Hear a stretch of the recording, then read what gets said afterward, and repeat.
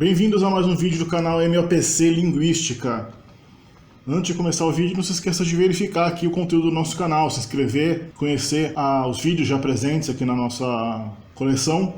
Existem vídeos de línguas do mundo inteiro, existem vídeos sobre linguística científica, a ciência por trás da linguagem. Também não se esqueça de considerar uma contribuição através do Apoia-se ao canal. O link para o nosso Apoia-se está abaixo do vídeo, na descrição e nos comentários.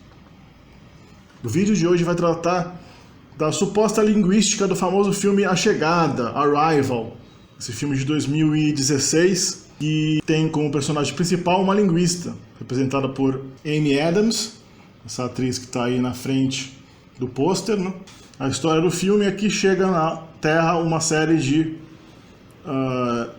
naves espaciais, que são essa nave espacial aí na forma de uma espécie de lentilha, que chegam, né, ficam pairando sobre a superfície de alguns países, várias do mundo inteiro chegam, e os habitantes dessas naves, os tripulantes, sei lá o que são dessas naves, que parecem mais uma espécie de polvo gigante, que inclusive quem é o polvo, ele solta uma tinta que é a linguagem deles. Então os cientistas, os pesquisadores acabam entrando na nave, né?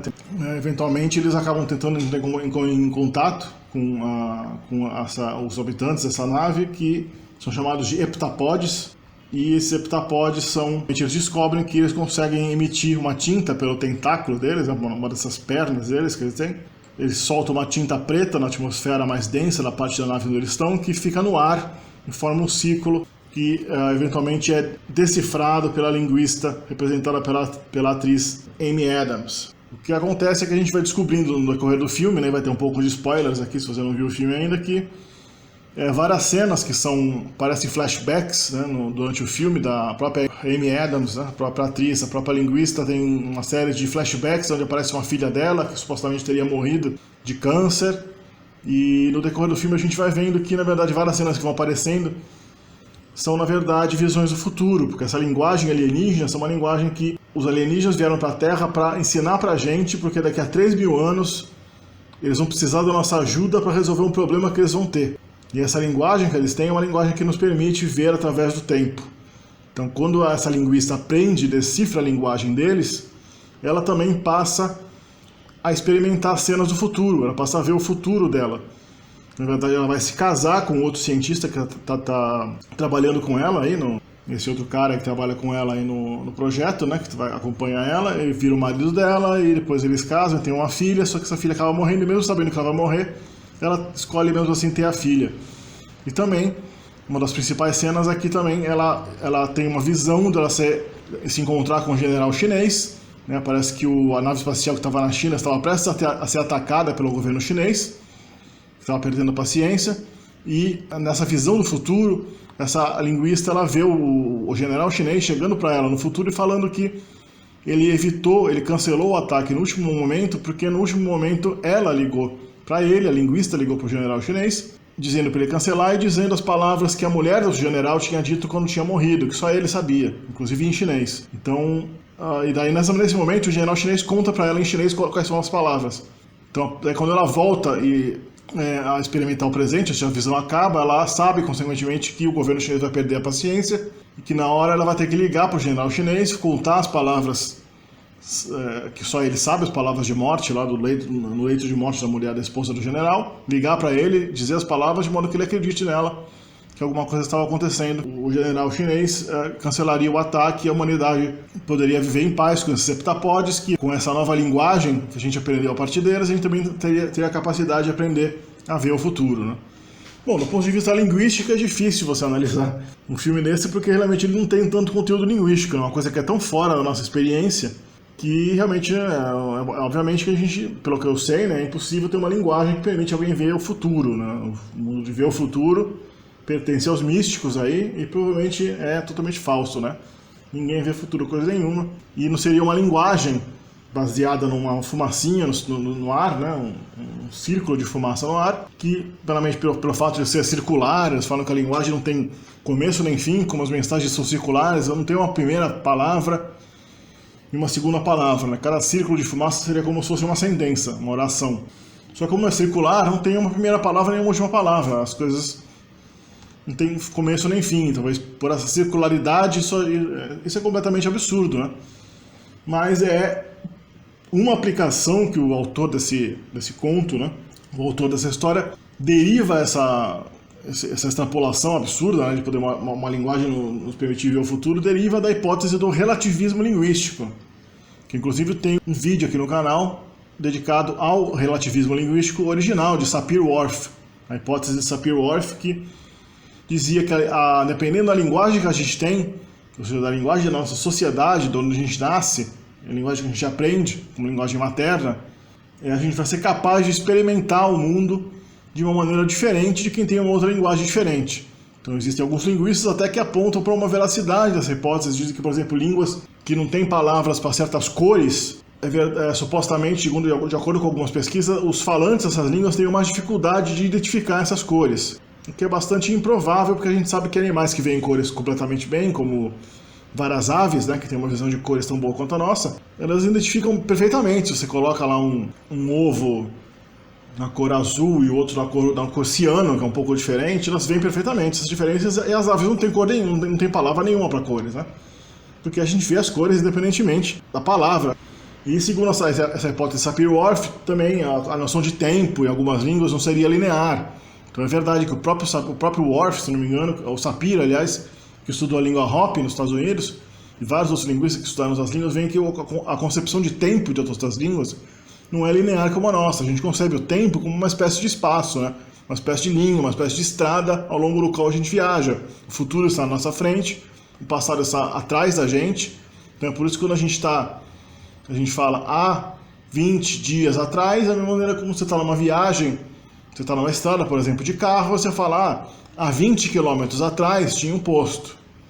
Há 20 dias atrás aconteceu outra coisa, ou seja, porque a gente não tem realmente uma visualização do tempo. O tempo é uma coisa que o ser humano concebe como uma espécie de empréstimo do espaço. A gente pega o espaço, uma linha espacial na nossa cabeça, e a gente chama aquela linha espacial de tempo, acaba arranjando, organizando os eventos da nossa vida que a gente percebe no nosso mundo ao longo dessa imaginária linha espacial que a gente rotula de tempo e coloca lá em relação ao nosso espaço, fora do espaço, mas ainda é um tipo de espaço, porque tem frente, tem trás, é uma coisa que tem um fluxo dimensional similar ao espaço. E algumas línguas não teriam isso, mas na verdade a pesquisa mais detalhada vai ver que essas visões exóticas de línguas indígenas e não sei o que lá, são visões, nada mais isso que visões exóticas, são visões de pessoas que foram lá e não aprenderam direito a conceitualização, porque todo mundo tem o mesmo cérebro, tá? Os índios Yanomamis, ou os índios Hopi, ou a tribo Zulu, tá? Todo ser humano tem basicamente a mesma estrutura cognitiva, então eles entendem também o tempo da mesma maneira, é basicamente um tempo linear também, não é diferente do nosso. E mesmo se eles tivessem uma língua que tivesse conceitos completamente loucos, ou no caso de uma espécie alienígena que tem realmente um sistema nervoso, um aparelho cognitivo completamente diferente do nosso, mesmo assim a realidade ainda é a mesma, né? A gente não pode ver o futuro, não adianta nada você voltar, você falar, olha, vou dar uma linguagem que te permite ver o futuro, porque daí você vai precisar ter uma visão do general te dizendo um segredo, e daí você vai dizer ele para esse segredo agora. Isso cria, na verdade, um paradoxo temporal que não faz muito sentido, né? Mas de qualquer maneira, no filme, isso é uma extrapolação da hipótese de Sapir-Whorf, do relativismo linguístico. A linguagem, né, mas a linguagem seria capaz de moldar diferentemente, de modo que o cérebro da linguista do filme seria alterado pela língua nova que ele aprende. Isso é mais absurdo, né, que a hipótese de Sapir-Whorf, porque na verdade a hipótese de Sapir-Whorf lida com línguas humanas, né? Uma língua alienígena, mesmo que eles tivessem de alguma maneira a capacidade neuronial, cerebral, de ver o futuro, a gente não tem essa capacidade, então a gente não conseguiria aprender a língua. Se a gente conseguisse aprender a língua de alguma maneira, essa língua não teria o efeito de fazer a gente ver o futuro, né? Isso é uma coisa completamente absurda, né? Então, no geral, o filme eu acho um filme bastante fraco, né? Ao contrário da maioria das pessoas, eu acho um filme, assim, do ponto de vista artístico, muito caras e bocas, todo mundo com cara de choro, cara de maravilhamento por um evento histórico espetacular da humanidade, aquela cara de não sei o que lá, tudo muitos efeitos dramáticos e pouco conteúdo, tá? Uma linguista que é chamada para ver uma língua alienígena completamente estapafúrdia, e daí acontece um monte de loops temporais imaginários que resolvem a sequência do filme, o enredo do filme, que realmente não faz muito sentido, né? E como seria essa linguagem dos alienígenas? Infelizmente o filme não se demora muito, não se estende muito nessa questão. Eles não explicam. A única coisa que eles falam é que cada segmento dos anéis de fumaça seria um significado mais ou menos como os logogramas chineses, os ideogramas orientais que a gente tem ainda na China, no Japão, que representam diretamente palavras, ou nesse caso até representariam significados diretamente, e não representariam os sons da língua. Eles falam que existem duas línguas dos heptapódios. O heptapode A, que são os sons que eles emitem, e eles não decifram isso, eles não falam muito sobre essa língua sonora. E o heptapode B, que é essa língua gráfica, uma espécie de sistema de escrita baseado na fumaça que eles expelem. E isso também tem a ver com nossos conceitos errôneos sobre os ideogramas chineses, que a gente imagina aqui no Ocidente, muita gente imagina que os ideogramas orientais representariam o significado diretamente, como se fosse um desenho do que está acontecendo. Isso não é verdade, os ideogramas representam palavras da língua, ou seja, dependem da linguagem chinesa mesmo. Não é representação direta da realidade. Então, se tem duas palavras que são sinônimos em chinês, vai ter dois caracteres diferentes. Então, os ideogramas, não só os chineses, mas os ideogramas que eram usados pelos egípcios, né, os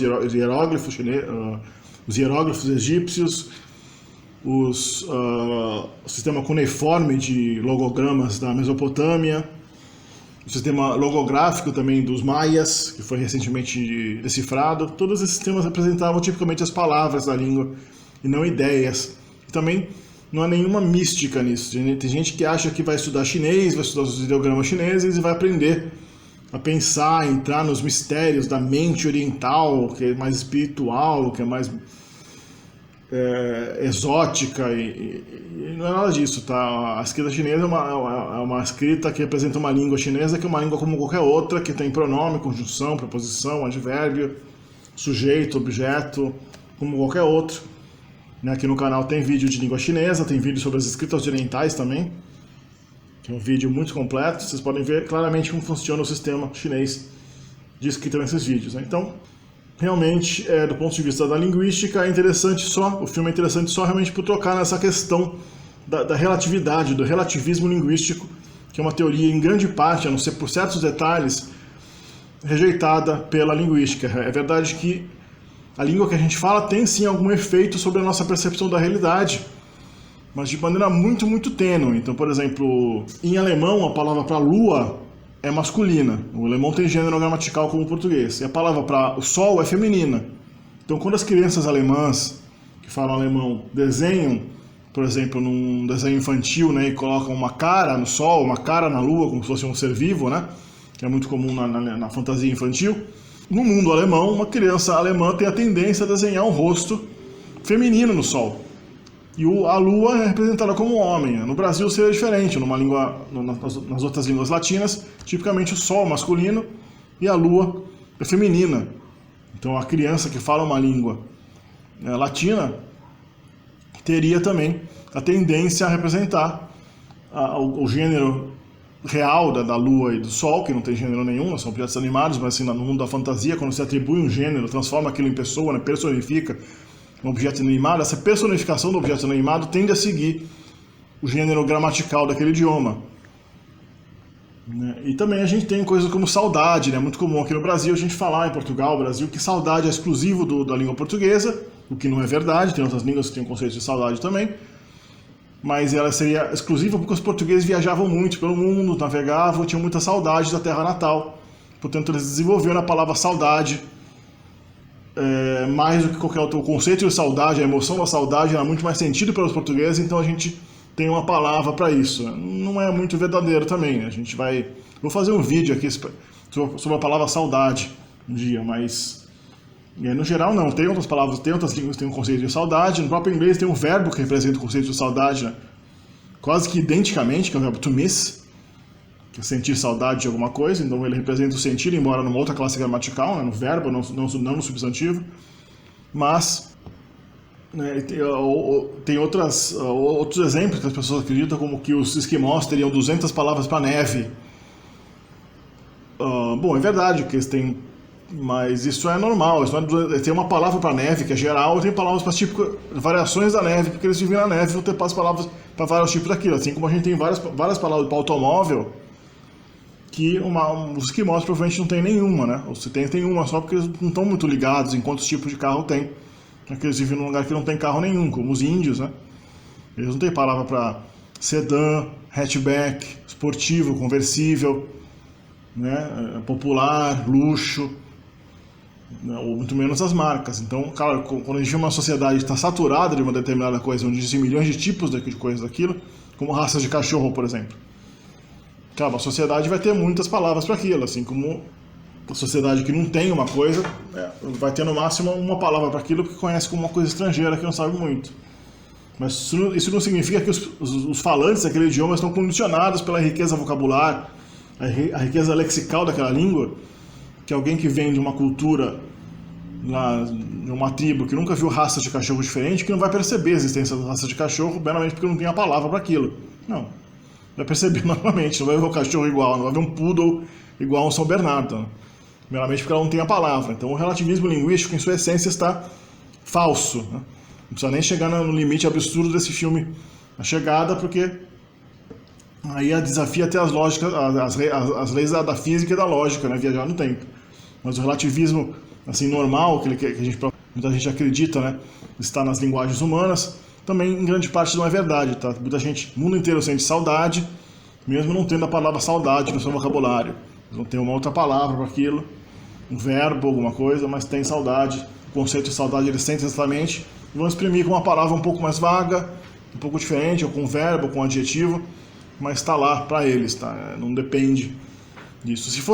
Se a linguagem realmente restringisse a nossa capacidade de pensar sobre alguma coisa, então nunca seria o caso da gente não ter palavras para descrever alguma coisa, né? Você não teve uma sensação na sua vida, uma paisagem que você viu, uma emoção que você sentiu, que você falou, não tenho palavras para descrever. Isso é a prova viva de que o relativismo linguístico está...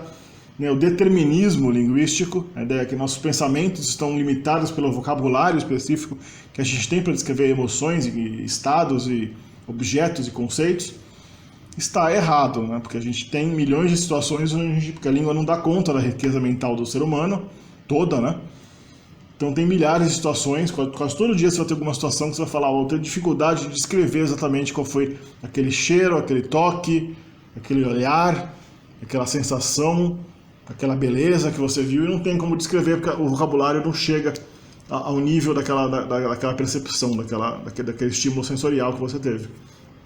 Então, é isso. Espero que vocês tenham gostado do vídeo e a gente se vê na próxima aventura.